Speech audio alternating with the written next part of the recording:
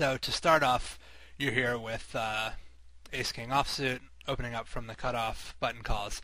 Obviously, at this point, pre-flop, ranges are really wide. There's certain hands already we're going to be excluding as not particularly likely from the button's range.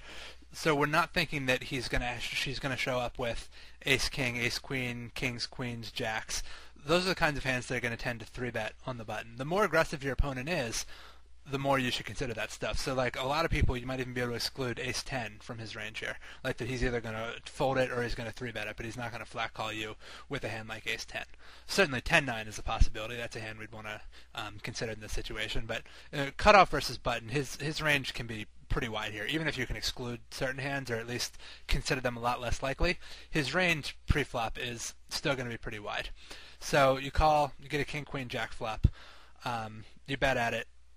The one other thing I'll point out here, because people might claim or notice some inconsistencies between how some hands are played here versus stuff that I've recommended in earlier films or early videos.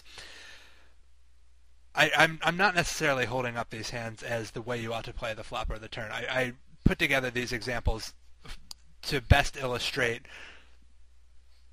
the way particular lines will help you narrow down your opponent's range and put it into one of these categories.